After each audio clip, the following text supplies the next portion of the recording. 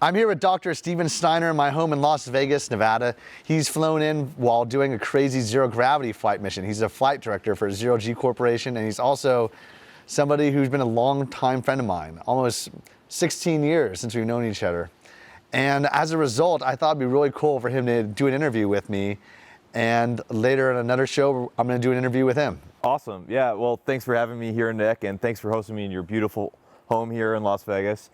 So for all of you out there, I've known Nick for about 16 years, as he mentioned, and I would like to think that I know Nick in a way that most people don't. So, you know, I've known Nick from before RSD started, and I've known Nick as he was getting things ramped up, as the events as detailed in the game were unfolding, and then the success of RSD over the past many years. And you know, I think that there's a lot of perceptions about Nick, obviously being a celebrity and being very famous on the internet and being a very successful entrepreneur. People are going to think lots of different things about people like that, and certainly the nature of RSD, people have a lot of opinions one way or another about that, that's for sure.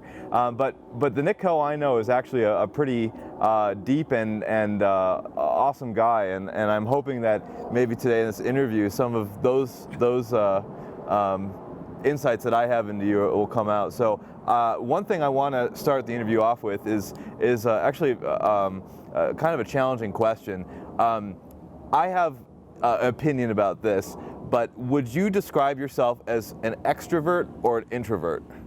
I know that you've described me as an introvert, and I think that I have a lot of introverted tendencies because when I've taken those personality tests, many of them, they've always said that I was an extrovert because I'll do things that are very extroverted.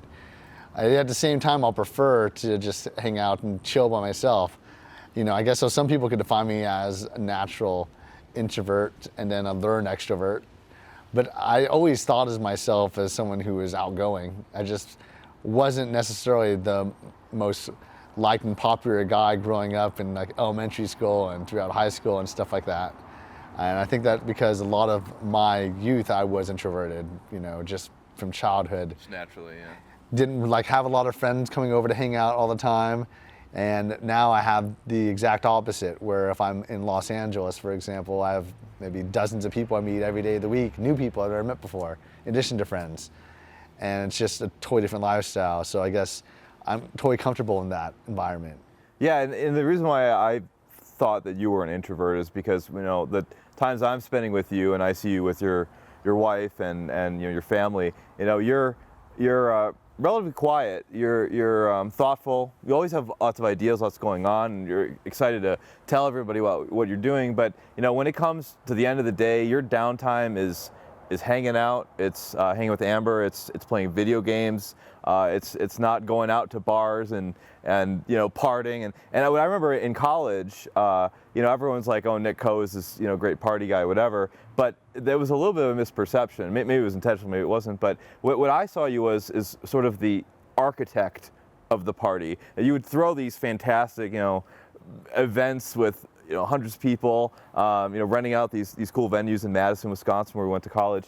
But it wasn't you on the dance floor, it wasn't you drinking, it wasn't you, you know, partying all these girls. It was you sort of like looking back at what you had created. And that I thought was a fascinating personality, which was not what people would have assigned to you. Yeah, I mean, when I was at the parties I was hosting, I felt like I was more of a host. You know, people were coming by to thank me, I was networking, connecting with people. I'm more of a one-on-one environment, but I wasn't running around, joking around, doing cheers all night, you know, going from set to conversational set, nor was I doing crazy dances on the dance floor. I did feel like I was more of an organizer. In the same way when I was doing experiments with you in the zero gravity world, I was more of like an organizer than the person who was like the technical scientist in the same world or realm. Similarly, in the party world, I wasn't the guy who was actually orchestrating the magical connections of the party during the party. I was one who kind of facilitated, hosted it. Kind of what my present role is in real social exactly. dynamics. You were the CEO of the party scene back then, right? Yeah. So let's actually rewind. So that time period, 2001, 2002. Now you were not an entrepreneur yet. You were not majoring in business or economics. Eventually majored in economics and mathematics, right? I believe it was. Yeah, Econ and math. right. Yeah, but so at the time you were actually majoring in mechanical engineering with an intent of being an astronaut. Wasn't that the case? That was the case, and I went to NASA Academy, and then you went the following year after me. No, it was a couple years after me, but you were the one that told me about this, right? Yeah. Yeah, that was awesome, and I was in the Air Force Reserves Officer Training Corps at the same time. Yeah, and that is definitely not Nick Kho. People probably didn't know that you were a technically minded guy. You were interested in. I considered myself a poster child for the Air Force. Poster child. Well, I was doing everything I could, Air Force related, Air Force balls, the drills, the extracurriculars, the Scabbard and Blade fraternity for joint military service, hockey teams, like everything I could possibly do, you know. Yeah, and so you, as an engineer, you were interested in zero gravity, and that's how we met. Now, I think it was your sophomore year of college, you put together a zero gravity project through NASA's Reduced Gravity Student Flight Opportunities Program, and I was a freshman in college, and I was doing a similar, the same program, different project. We both had kind of disastrous results that year. Do you want to tell us about your disastrous results that year? just to verify, did you win that national competition the same year I won it? We both did, yeah. In the same year. We didn't know. We didn't even know we were in Yeah, the we were contest. both at UW that's pretty Madison. We amazing. both applied and both got it. So there's like Didn't know each other. 16 schools, and then 16 teams from all the universities around the country. And we had two from UW We had Madison. two from the same school. Yeah. Yeah, that's pretty amazing. And we didn't even know we were doing Yeah, it. that's right. Because I was doing outreach. We were in the newspapers and stuff, and I didn't read anything about you in the articles about us. Yeah. I guess you probably had articles about you and didn't mention me either. Yeah, it's right. Totally random that we were both organizing zero gravity experiments. You had a team of like 20 students. That's right. You were building this thing called the Borg Free Flyer. It was like a free floating robot cube thing. And Body operating reduced gravity. It was a tool that we designed out of model airplane control parts that you could control. And the concept was to fly it in a KC-135 to simulate these 30-second parabolic boosts of zero gravity. So we were potentially going to be able to use this device. It was good to go to the International Space Station or something else. You could grab tools and control it, to grab tools and move things around for astronauts and stuff like that. And I thought it was an amazing program. I had a team that was, I think it was quite large for its time. It was 20 students. Yeah. It was, for a project like that, was a big team. we had webmasters, electrical engineers, computer You had a domain programmers. name, borgfreeflyer.com. That's right. Remember that?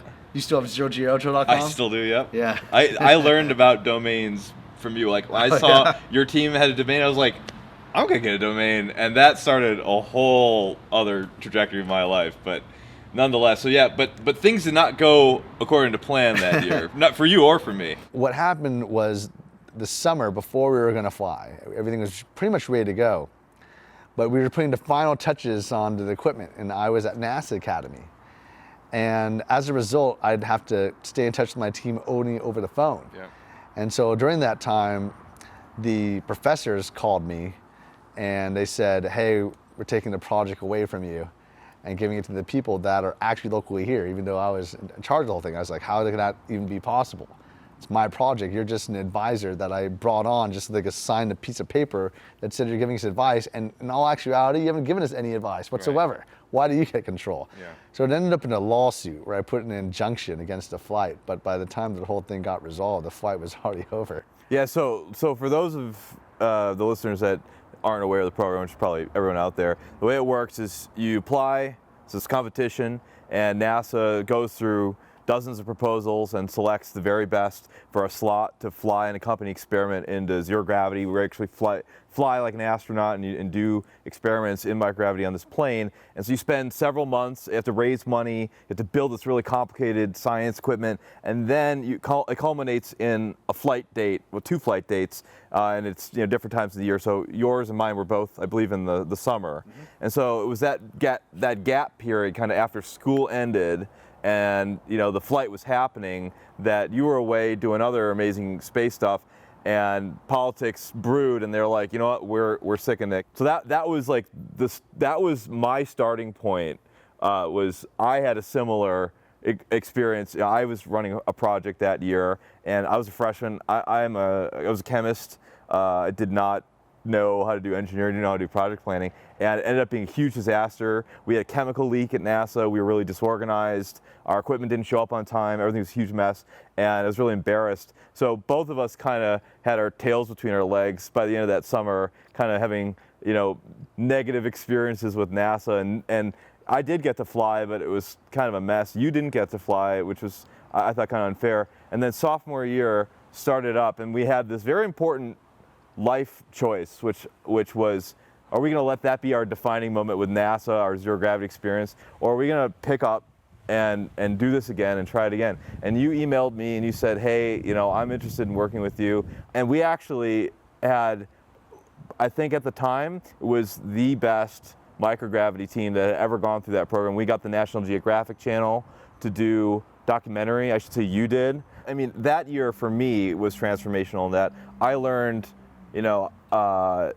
from you, how to make a press release, how to raise money, how to build a team. Those were huge, huge things. And I think in that process too, you got a chance to sort of redeem yourself. And I think by the end of it, we really had created, taken two negatives and made a huge positive out of it. And that was when I knew that there was something to this guy that was very unusual. Well, I thought it was awesome that we were able to accomplish in winning a national competition twice out of all the science. Yeah, but they took us students. After all that. Yeah, after we won that. it again. Yeah, that's right. But our stuff was so tight. Can you imagine the look on their face when they're like, oh no, they're on the same proposal? Yeah, but their stuff's tight. We got to let them in. Exactly. Because we're submitting these hundreds of pages, right. And we actually won it twice, and the second time together, which is pretty amazing. Yeah, now working with you that year, I really got to a sense of who you are and how you operate. And what I saw was somebody who did not give up, who had very thick skin, but who ultimately was a good person, and really cared about what he was doing, and was committed to doing amazing things. And those were things after our zero gravity project wrapped up. I think that I had this part of my childhood through tough skin building, and then it kind of grew from being in school and not being the most liked or popular kid. I had a lot of people that would bully me or say controversial things about me, especially when I was in private school and I wasn't around my friends I grew up with. And as a result of that, I had to get tough skin. I had good friends and what have you, but it was kind of like a microcosm where you have to live with people that you like and you don't like. And in the real world, it's like that to the extreme. The only thing is that when I'm doing things, I usually do them in a big way, like doing a NASA project or making RSD, not a small thing, but a big thing. Right. And pretty much every aspect of what I was doing, whether it was like a school project or something else, to be controversial or something crazy. Would you ever create and show the world, that RSD's unique technology could be adapted for women to pick up guys, or for women to become more empowered in their lives? What about a women-centered product? My wife was building that with her company Lovelogica.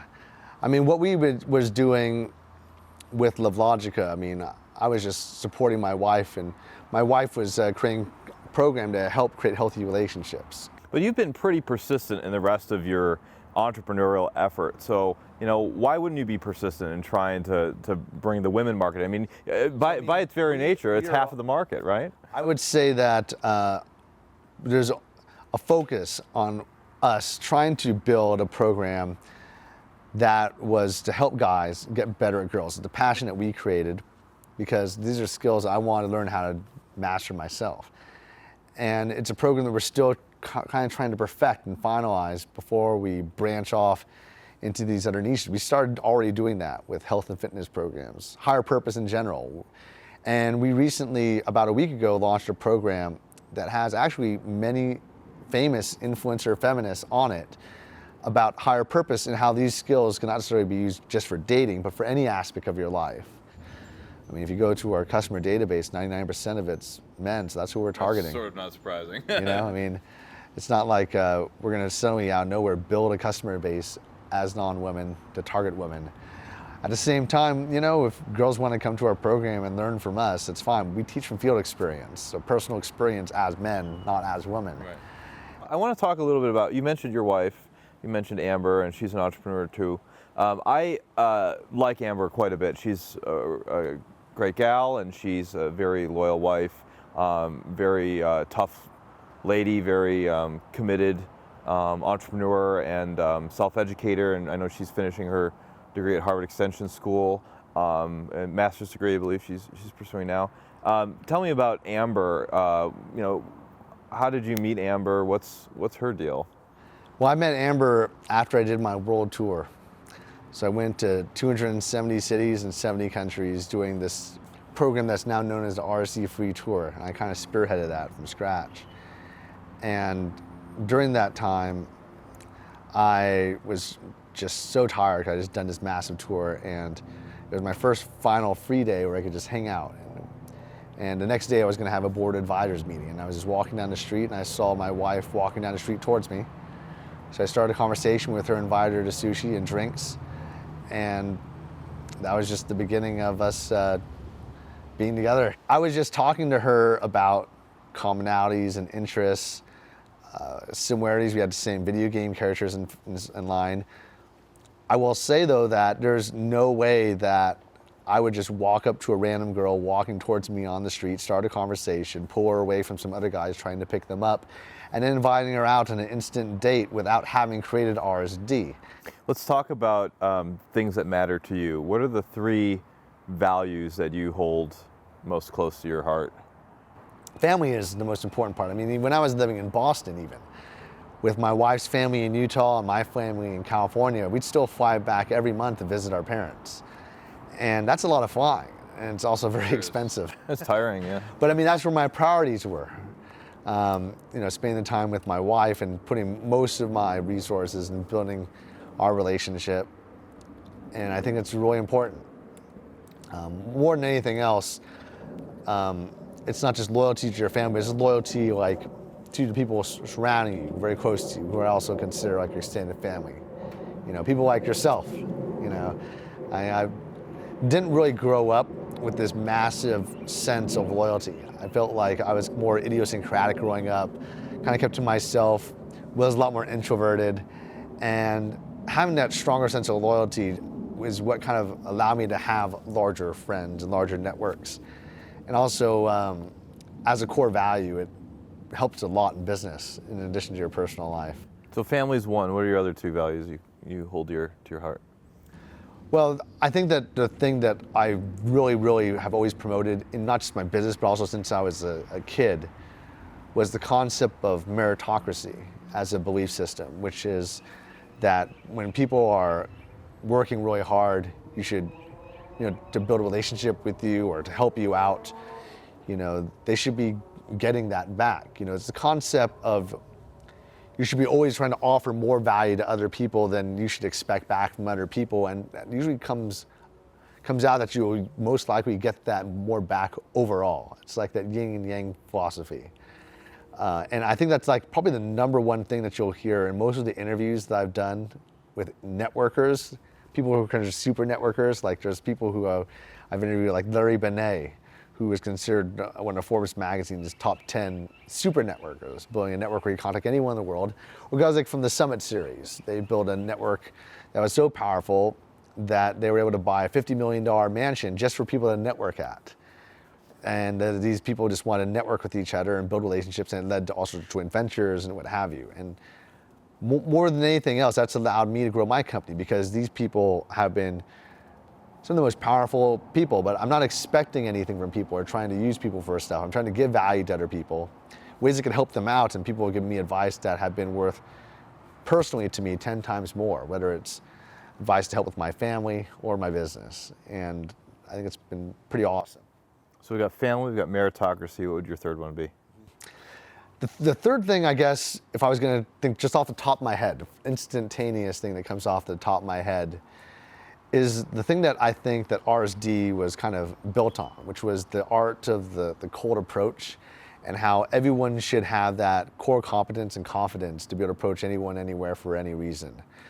Because so many people become wallflowers and are stuck in that one isolated world, and as a result, in order for them to get success, it's kind of like you have to be charitable for people. Because in order for you to really get success in business or your social life, in your dating life especially, you have to be able to walk up to people, start a conversation, and that's not really taught in schools.